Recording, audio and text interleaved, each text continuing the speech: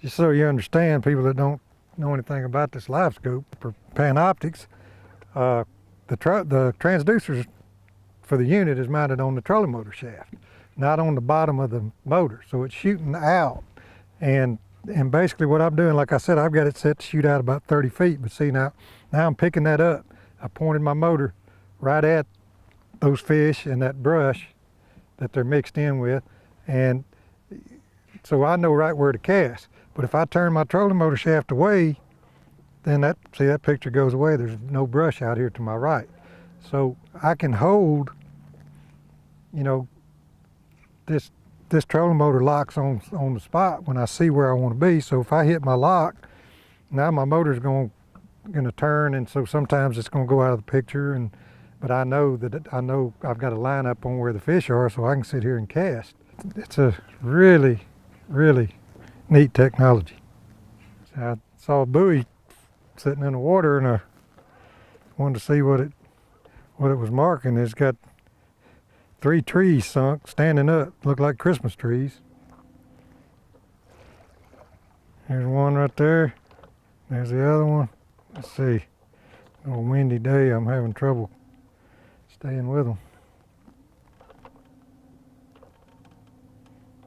There's 3 of them right there. Look like they're decorated, don't they? 4 of them. Wow.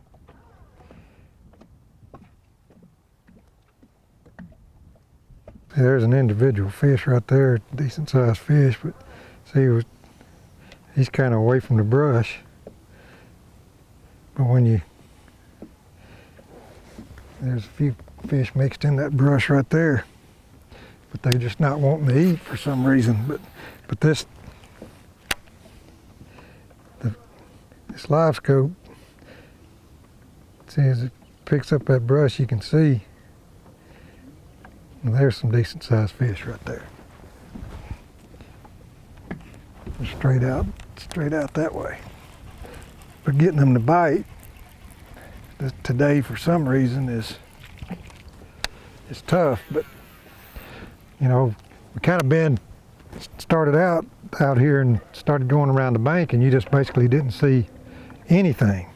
And then you come out in the deeper water. You know, we got a water temperature coming out of the low 50s probably last week, getting up to 62 degrees. So I just kind of assumed that fish are going to be making their way shallow. But it looks to me, looking at this Livescope, that the fish all the bait's still real deep, and so I mean the fish are hanging near their food, and they're just kind of in a lull.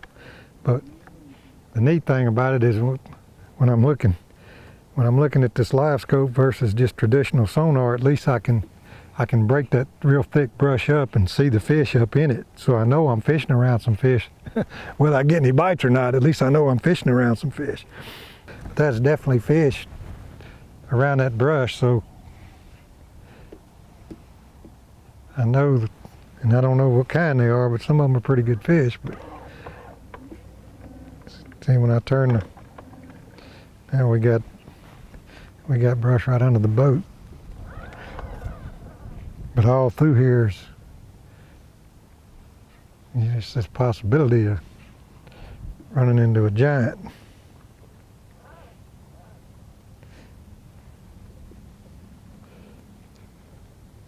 There he is. I knew that was a big fish. I saw him on that Panoptix. That's a good one.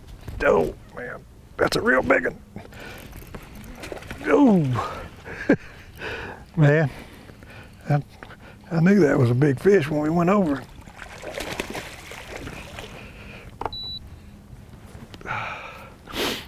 That's fun when it all comes together. Golly, I'm gonna have to walk back here with this one. He's a pretty good one.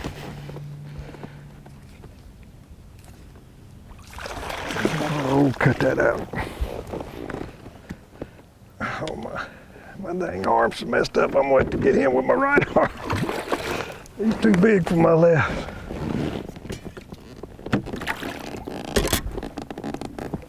Oh, but that right there is what Panoptix will do for you.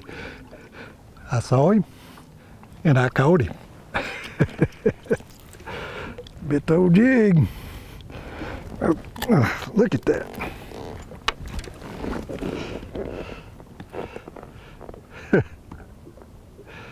You know, looking at that, let me get this gal back in the water.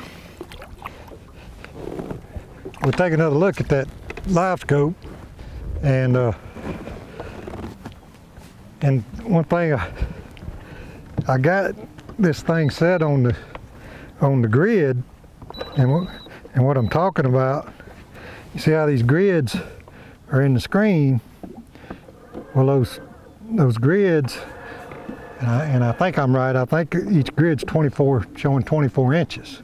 So when I came over that fish, it was very obvious to me that you know, he filled up a pretty good section of that grid, so I knew it was probably going to be a pretty big fish if I got it to bite, which I did get it to bite. So, man, the new technology, you know, it's just awesome.